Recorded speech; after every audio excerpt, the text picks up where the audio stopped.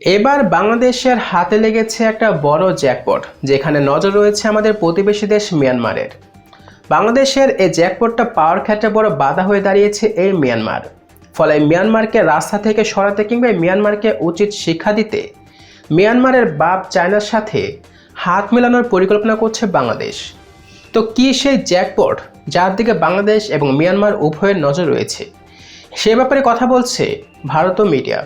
তো তারা এই ব্যাপারে কি বলছে সেটা দেখবো আমাদের আজকের মূল ভিডিওতে। পুরো ভিডিওতে আপনার সাথে আছি আমি ইয়াদুল হক গালিব, আপনারা দেখছেন द रिमार्केबल मीडिया। लेकिन फिर भी इमेजिन कि अगर आज तक ईस्ट पाकिस्तान अलग ना हुआ होता तो यहाँ कैसी सिचुएशन होती। तब यूनाइटेड पाकिस्तान 40 करोड़ से ज्यादा पॉपुलेशन के साथ भारत और चाइना के बाद तीसरा सबसे ज्यादा जनसंख्या वाला देश होता। इसी के साथ पाकिस्तान सबसे बड़ा मुस्लिम मेजोरिटी नेशन भी होता। फिलहाल सबसे ज्यादा मुस्लिम्स इंडोनेशिया में रहते हैं, लेकिन तब पाकिस्तान में दुनिया के सबसे ज्यादा मुस्लिम्स रहते हैं। इकोनॉमी की बात करें तो करीबन $800 बिलियन के साथ पाकिस्तान 21st लार्जेस्ट इकोनॉमी होता। यूनाइटेड पाकिस्तान जियोग्राफिकली दुनिया की मोस्ट इंटरेस्टिंग कंट्री होता। वैसे आज भी कई देश है जिनके हिस्से मेनलैंड से अलग है, जिन्हें एनक्लेव एंड एक्सक्लेव कहा जाता है। दुनिया का सबसे बड़ा सेमी एनक्लेव है अमेरिकन स्टेट अलास्का, जो कि मेनलैंड यूएस से सेपरेटेड है और सिर्फ कनाडा से बॉर्डर शेयर करता है। उसी तरह अजरबैजान का नाख्चिवान रीजन, जो अजरबैजान से सेपरेटेड है और आर्मेनिया, ईरान एंड तुर्की से बॉर्डर शेयर करता है। रशिया का कालिनिनग्राड ओब्लास्ट मेनलैंड रशिया से दूर बाल्टिक सी से सटे लिथुआनिया और पोलैंड के बीच है। स्टेट ऑफ पैलेस्टाइन का भी सेमी एक्सक्लेव है गाजा स्ट्रिप, जो मेडिटेरेनियन सी और इजिप्ट से बॉर्डर शेयर करता है और पैलेस्टीनियन मेनलैंड वेस्ट बैंक से इजराइल द्वारा सेपरेटेड है। अफ्रीका में अंगोला देश का कैबिंदा प्रोविंस मेनलैंड अंगोला से डेमोक्रेटिक रिपब्लिक ऑफ कॉन्गो द्वारा सेपरेटेड है और यही है कॉन्गो का इकलौता पोर्ट जो उसे ओशन से कनेक्ट करता है। और भी कई छोटे एग्जाम्पल्स है, लेकिन पाकिस्तान इस मामले में सबसे एक्सट्रीम होता। तब ईस्ट पाकिस्तान दुनिया का सबसे ज्यादा आबादी वाला सेमी एक्सक्लेव होता।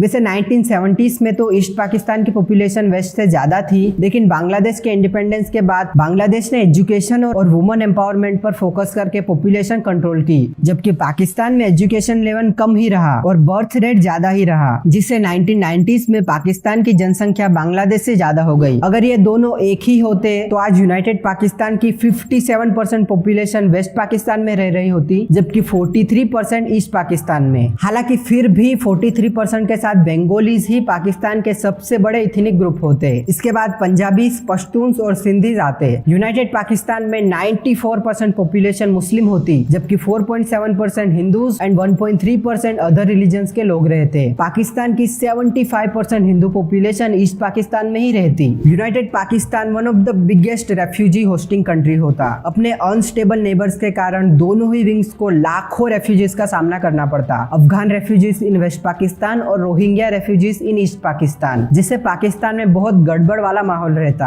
अब एक्चुअली ऐसे में भारत और पाकिस्तान दोनों की ही बहुत सारी स्ट्रेटेजिक वीकनेसेस रहती। पाकिस्तान को अपने दो भागों के बहुत सारे डिफरेंसेस के कारण उन्हें मेंटेन करने में बहुत प्रॉब्लम होती, जबकि भारत के लिए भी सिक्योरिटी रिस्क हाई होता। तो ऐसे में हो सकता था कि शायद दोनों देशों के लीडर्स कोई कॉम्प्रोमाइज निकालकर अपने रिलेशन सुधारने की कोशिश करते, जिससे दोनों ही देशों को फायदा हो सके। लेकिन ऐसा होने की प्रोबेबिलिटीज बहुत कम ही होती, क्योंकि भारत और पाकिस्तान ऐसी ही सिचुएशन में इंडिपेंडेंस के बाद 20 साल तक रहे थे और तब दोनों को एक दूसरे की जरूरत कभी महसूस नहीं हुई एंड उनके बीच कॉन्फ्लिक्ट चलता ही रहा। तो ये सिचुएशन शायद ऐसी ही रहती और दोनों ही देश एक दूसरे को अनस्टेबल करने की पूरी कोशिश करते। As any typical enemy neighbouring country, Pakistan भी भारत के नॉर्थ ईस्टर्न रिबेल्स और नक्सलिस्ट को सपोर्ट करता, जबकि भारत भी शायद ईस्ट पाकिस्तान के बंगाली सेपरेटिस्ट को सपोर्ट करता, जिससे ईस्ट पाकिस्तान और उसका सराउंडिंग रीजन दुनिया का one of the most unstable regions में से एक होता। फिलहाल भारत साउथ एशिया का डोमिनेंट पावर है, लेकिन अगर यूनाइटेड पाकिस्तान होता तो शायद इस रीजन में भारत का प्रभुत्व इतना नहीं होता, क्योंकि पाकिस्तान भी सिग्निफिकेंटली बड़ा देश होता। पाकिस्तान डेफिनेटली श्रीलंका से अपने रिलेशन स्ट्रॉन्ग रखता, क्योंकि कॉम्प्लिकेटेड रिलेशंस के कारण भारत शायद कभी भी पाकिस्तान के वेस्ट और ईस्ट पार्ट को जोड़ने के लिए लैंड रूट प्रोवाइड नहीं करता। तो पाकिस्तान के लिए सिर्फ एयर और सी रूट ही बचता। और जैसे कि भारत और और पाकिस्तान दोनों ने ही कई बार एक दूसरे के लिए अपना एयर स्पेस बंद किया है, तो ऐसी सिचुएशन में पाकिस्तान को पूरी तरह इंडिया को अवॉइड कर लंबे रूट से ईस्ट पाकिस्तान जाना पड़ता, जिसके लिए उन्हें बीच में एक स्टॉप की जरूरत पड़ती रिफ्यूलिंग के लिए, और वो बनता श्रीलंका। 1971 बांग्लादेश लिबरेशन वॉर में भी कुछ ऐसा ही हुआ था, जब श्रीलंका ने भारत के विरुद्ध जाकर पाकिस्तान की मदद की थी। श्रीलंका को एक्चुअली ये डर था कि अगर भारत पाकिस्तान को तोड़ने में सफल हो गया तो फिर वो शायद तमिल सेपरेटिस्ट को सपोर्ट करके श्रीलंका का भी वही हाल करेगा।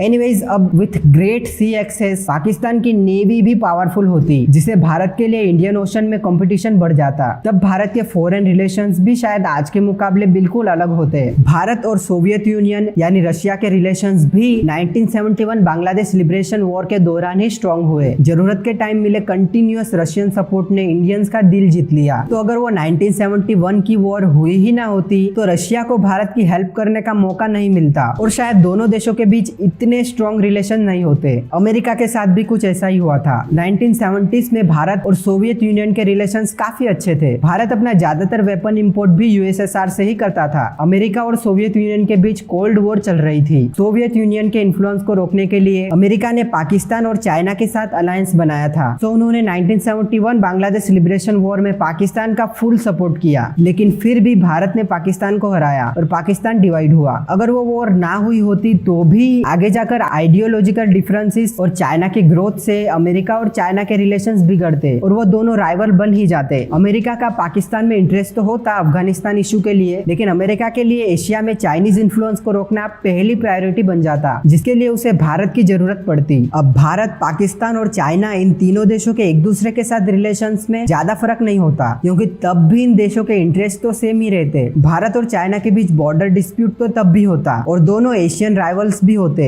फर्क सिर्फ इतना होता कि तब पाकिस्तान ज्यादा पावरफुल होता, जिससे भारत को इन दो पावरफुल नेबर्स से निपटने के लिए स्ट्रॉन्ग अलायंस बनाना पड़ता। तब Bharat probably western world, US और नाटो के ज्यादा करीब होता। Now let's talk about the most important region for India in this situation, chicken neck यानी सिलीगुड़ी कॉरिडोर। बांग्लादेश और नेपाल के बीच ये 60 किलोमीटर लॉन्ग और 22 किलोमीटर वाइड रीजन भारत के लिए स्ट्रेटेजिकली मोस्ट इंपोर्टेंट रीजन है। यहीं से भारत अपने 7 नॉर्थ ईस्टर्न स्टेट्स के 4.6 करोड़ से ज्यादा इंडियंस से कनेक्ट हो पाता है। फिलहाल बांग्लादेश एक फ्रेंडली कंट्री है और हमें नॉर्थ ईस्ट तक पहुंचने के लिए डिफरेंट रूट्स भी प्रोवाइड कर रहा है, जिससे भारत को अब सिलीगुड़ी कॉरिडोर की इतनी चिंता नहीं है। लेकिन अगर बांग्लादेश आज भी ईस्ट पाकिस्तानी होता तो भारत के लिए सिलीगुड़ी कॉरिडोर की सिक्योरिटी एक बड़ा चैलेंज बन जाती। पाकिस्तान सिंगल हैंडली तो सिलीगुड़ी कॉरिडोर पर अटैक करने की कभी नहीं सोचता, क्योंकि भारत यूनाइटेड पाकिस्तान से भी डिफेंस में कई गुना स्ट्रॉन्ग रहता। हालांकि पाकिस्तान किसी फॉरेन पावर की हेल्प से यहाँ अटैक करने की सोच सकता था, और वो पावर थी चाइना। भारत का चाइना से भी डिस्प्यूट था, तो शायद पाकिस्तान और चाइना नॉर्थ ईस्टर्न इंसर्जेंट्स की मदद से सिलीगुड़ी कॉरिडोर पर अटैक करके नॉर्थ ईस्ट से हमारा कनेक्शन काट सकते थे। हालांकि ये जितना सोचने में आसान लगता है उतना प्रैक्टिकली आसान नहीं है। भारत सिलीगुड़ी कॉरिडोर की सिक्योरिटी के लिए शुरुआत से ही बहुत सीरियस है और ऐसी सिचुएशन के लिए पहले से ही प्रिपेयर्ड है। सिलीगुड़ी सिटी से nearest Chinese border distance 100 kilometre से भी कम है, लेकिन चाइना को यहाँ पहुंचने के लिए हिमालय पार करना पड़ेगा। डिफिकल्ट हिमालयन टेरेन से कंटिन्यूअस सोल्जर्स और आर्म्ड व्हीकल्स का सप्लाई करना चाइना के लिए बहुत मुश्किल होगा।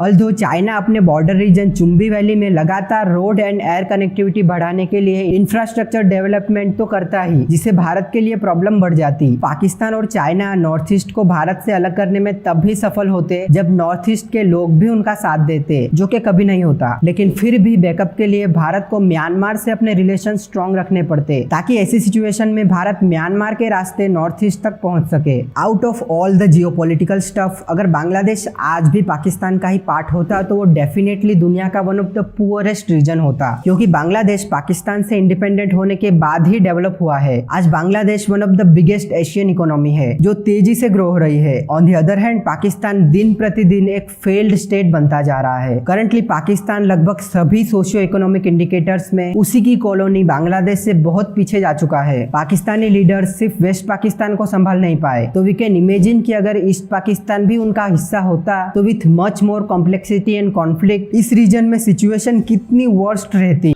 তো দর্শক, ভিডিওটিকে শেষ পর্যন্ত দেখার জন্য আপনাদের সকলকে অসংখ্য ধন্যবাদ। আজকের ভিডিওটা এই পর্যন্ত ছিল। নেক্সট আপনার জন্য আরো কিছু ইন্টারেস্টিং ভিডিও নিয়ে হাজির হব। ততক্ষণ পর্যন্ত আমরা সকলেই ভালো থাকবেন, সুস্থ থাকবেন। আসসালামু আলাইকুম।